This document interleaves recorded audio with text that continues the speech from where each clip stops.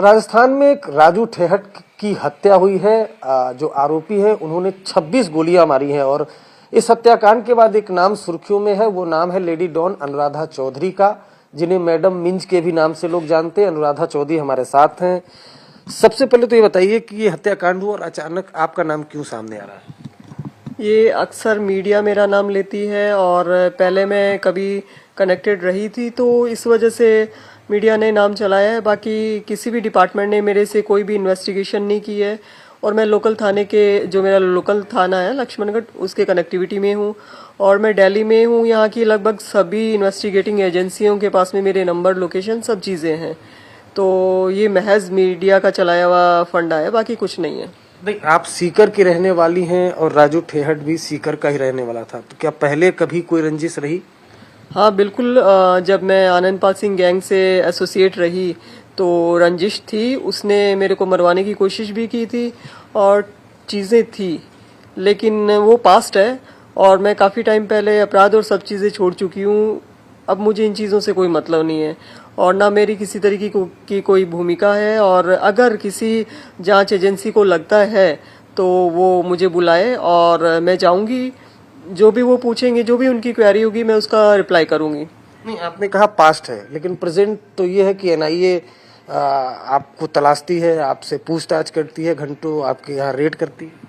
नहीं, तलाशती नहीं है एनआईए ने कम से कम 50-60 जगह रेड की थी और मैं यहाँ पे जठेड़ी में, जो कि संदीप हैं, काला जठेड़ी उनका घर है, मैं यहाँ पे मौजूद थी क्योंकि उनकी वाइफ हूँ।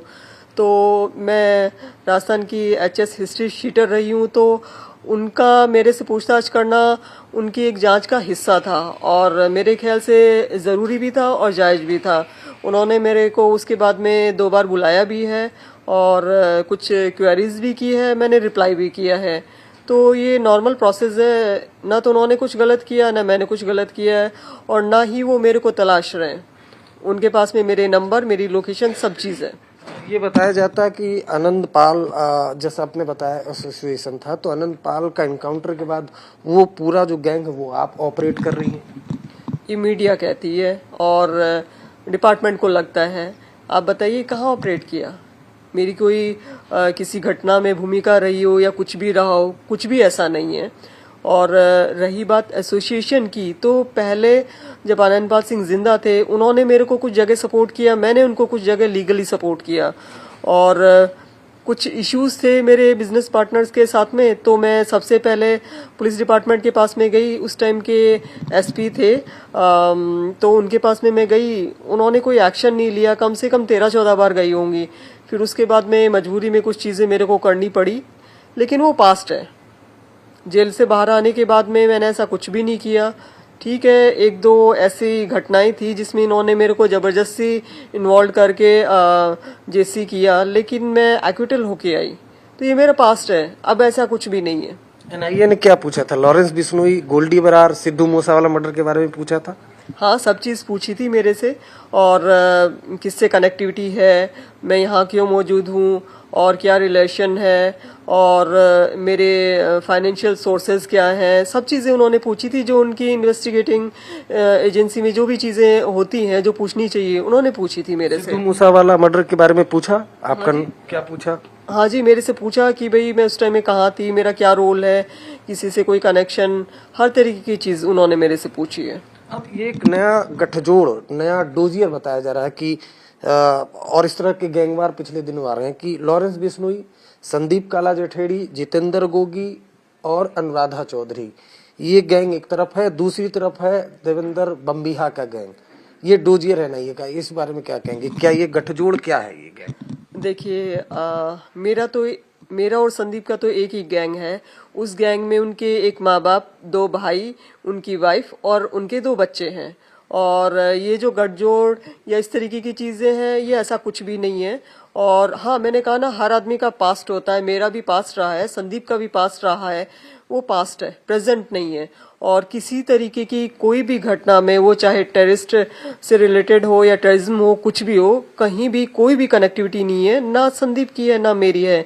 जब से हम अरेस्ट हुए उससे कुछ टाइम पहले से आप देखेंगे और एनआईए भी जांच कर लेगी, जब एनआईए इसमें इन्वॉल्व हुई तो हम लोग सेटिस्फाई हैं कि वो हमारे साथ क्या किसी के साथ भी गलत नहीं करेंगे। अगर हमारी इन्वॉल्वमेंट नहीं है तो जबरदस्ती नहीं डालेंगे। तो मैं और संदीप काफी टाइम से इन सब चीजों से दूर हैं।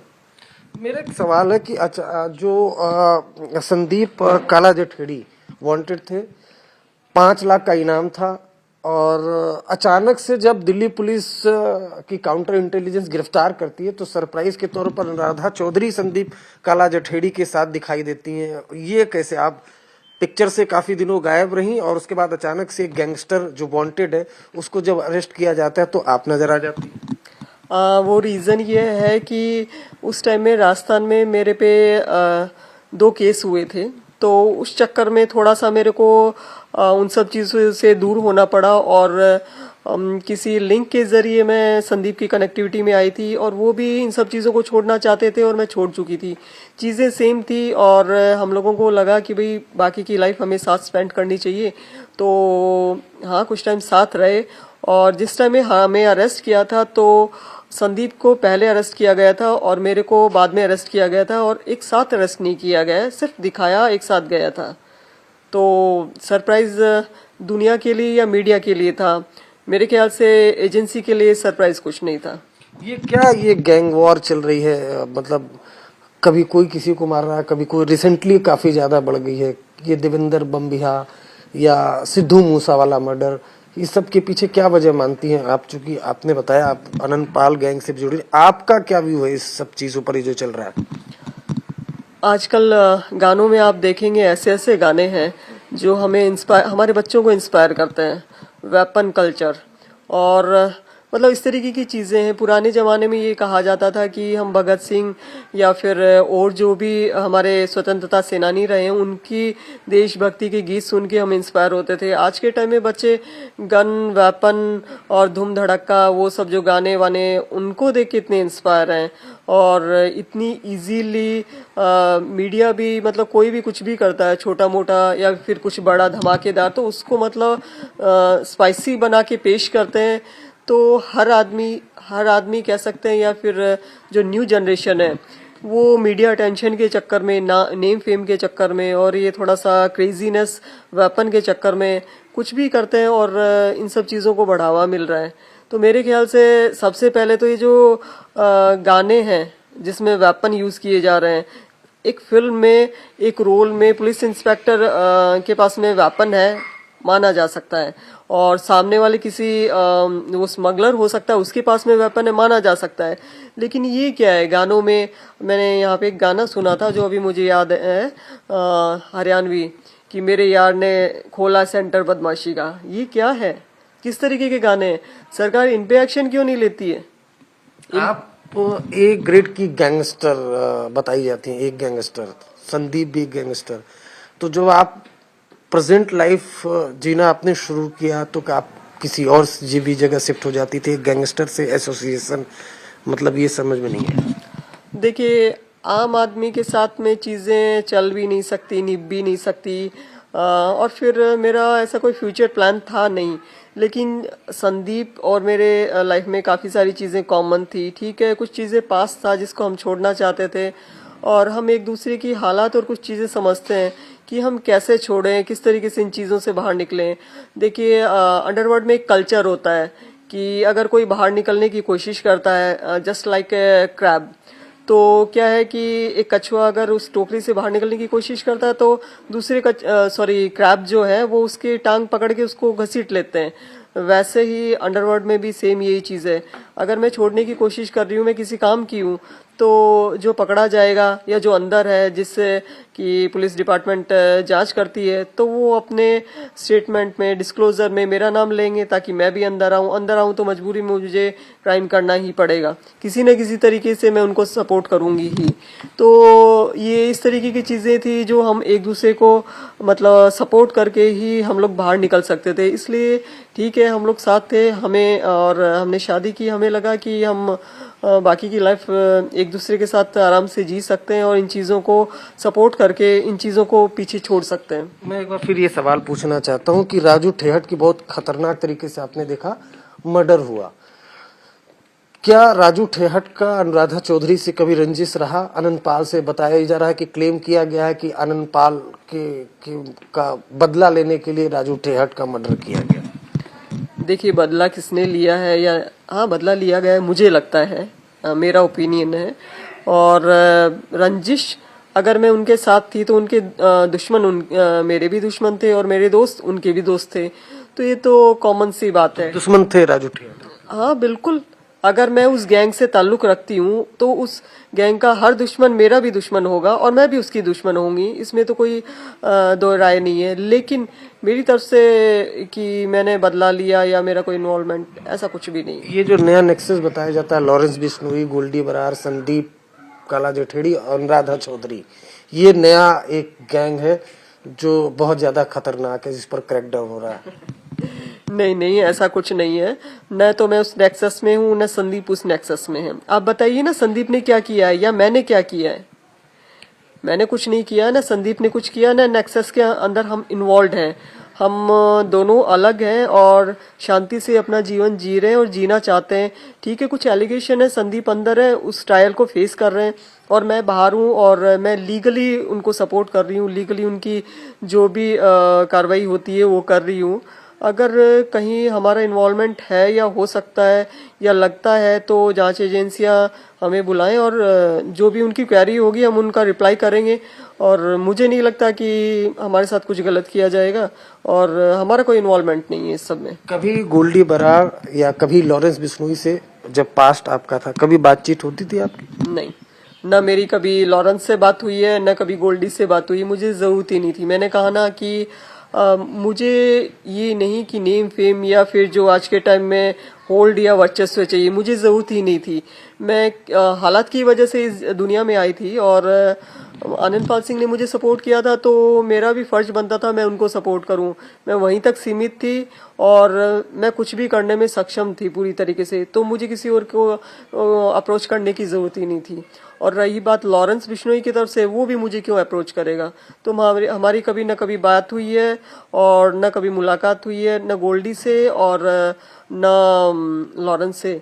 हाँ, ये मैं कह सकती हूँ कि संदीप के लिए कह सकती हूँ कि हो सकता है संदीप की कभी बात हुई हो, लेकिन जब से संदीप पकड़े गए उसके कुछ टाइम बाद से कभी कोई इन्वॉल्वमेंट, बात या किसी तरीके का कुछ भी नहीं है।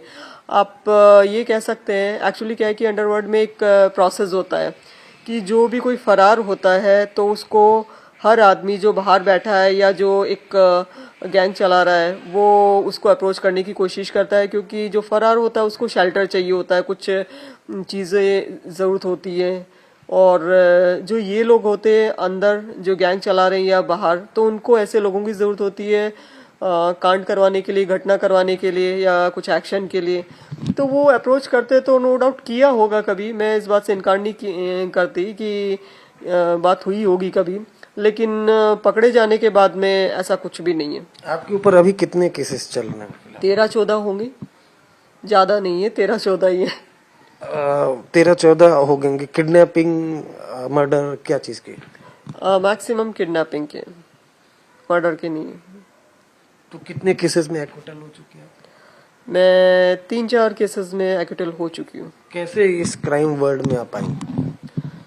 मेरा एक बिजनेस था शेयर मार्केट का, उस ड्यूरेशन में मेरे कुछ पार्टनर थे तो उन्होंने मेरे साथ में चीट किया, मैं और परेशान करना शुरू किया, क्योंकि मैंने उनको ये कहा था कि मैं चुप नहीं रहूंगी, आपने गलत किया है और मैं पुलिस के पास में जाऊंगी। तो मैं एसपी साहब के पास में गई तो उनको लगा कि भाई उन पे कुछ एक्शन हो सकता है, तो उन्होंने धमकाना शुरू किया ज़्यादा। मैंने फिर एसपी साहब को कहा और उस टाइम में किसी को ऑनलाइन एफआईआर का मतलब ही नहीं पता था, तो मैंने 2012 और बिटवीन 12 to 13 ऑनलाइन एफआईआर भी की है, सीएमओ पोर्टल पे भी डाला है। तो मुझे लगा कि भाई वहाँ से मुझे कुछ सपोर्ट मिलेगा, क्योंकि एक आम इंसान जब जिसके साथ कुछ गलत होता है तो वो कहाँ जाता है? पुलिस डिपार्टमेंट के पास में। और मैं डिस्ट्रिक्ट के हेड के पास में गई थी, एसपी साहब के पास में। तो काफ़ी लंबे टाइम तक जब कुछ नहीं हुआ तो, और एक मेरी ज़मीन थी जो विवाद में आ गई थी, मैं जिसको सेल आउट करना चाहती थी, तो उस ड्यूरेशन में बलबीर बानोड़ा ने मुझे कांटेक्ट किया था और देन फिर मैं आनंद पाल सिंह के भी संपर्क में आई और मैंने उनको अपनी समस्या बताई, उन्होंने कुछ चीजें सपोर्ट की थी मुझे, और लीगली मैंने भी उनको सपोर्ट किया था। तो सपोर्ट के बदले आप उनके साथ क्राइम में साथ देने लग गए? नहीं, ऐसा कुछ नहीं, सिर्फ एलिगेशन है। और उन्होंने भी मुझे, ये कह सकते हैं कि लीगली थी चीजें, लीगली सपोर्ट किया। ये तो मीडिया ने और कुछ उनके राइवल थे, उन्होंने इस तरीके की चीजें खड़ी कर दी कि हमारा दोनों का नेक्सस है, या फिर हमारे दोनों के रिलेशन है, प्रेमिका एंड ऑल दैट, काफी सारी चीजें। तो ऐसा कुछ भी नहीं था। अफेयर नहीं था? नहीं, किसी तरीके का कोई अफेयर नहीं था उनके साथ में। अब क्या है प्रेजेंट, अब आगे का लाइफ कैसे जीना है? आगे का लाइफ संदीप के लिए लीगल जो भी सपोर्ट है वो मैं प्रोवाइड करवा रही हूँ, और मैं फिर से अपना एक फर्म स्टैब्लिश करूँगी शेयर मार्केट का। मैं एक एनजीओ स्टैब्लिश करने में इंटरेस्टेड हूँ, और इसके अलावा जैसे मेरे साथ में गलत हुआ वो किसी और के साथ में गलत ना हो, इस तरीके का मैं एक ऑर्गेनाइजेशन चलाने के लिए लॉ कर रही हूँ। तो कुछ मेरी इस तरीके की प्लानिंग है, और बाकी मैं अपनी फैमिली के साथ में टाइम स्पेंड कर रही हूँ। तो बस यही मेरी प्लानिंग है। ये प्लानिंग क्या अंजाम तक पहुंच पाएगी? क्योंकि आपने ही बताया जो क्राइम वर्ड में भरा जाता है और जिस तरह के गैंग वॉर चल रहा है खासतौर से पंजाब, हरियाणा, दिल्ली में, तो आसान होगा? डर नहीं है कि राइवल गैंग, विरोधी गैंग? डर जैसी कोई चीज नहीं है, क्योंकि डर को मैं बहुत सालों पीछे छोड़ आई हूँ, और मुझे लगता है आसान होगा, क्योंकि इसमें एनआईए इन्वॉल्व है। और मेरी और संदीप की उम्मीद है कि एनआईए जैसी एजेंसी ऐसे टुच्चे काम नहीं करेगी कि मतलब नेम फेम या छोटी मोटी चीजों के लिए कि इसको भी घसीट दो तो मीडिया और सोशल मीडिया पे हाईलाइट हो जाएंगे। तो मुझे लगता है कि सही करेंगे एनआईए वाले, वो गलत नहीं करेंगे। तो और हमारा कोई इन्वॉल्वमेंट नहीं है, तो शायद चीजें आसान हो।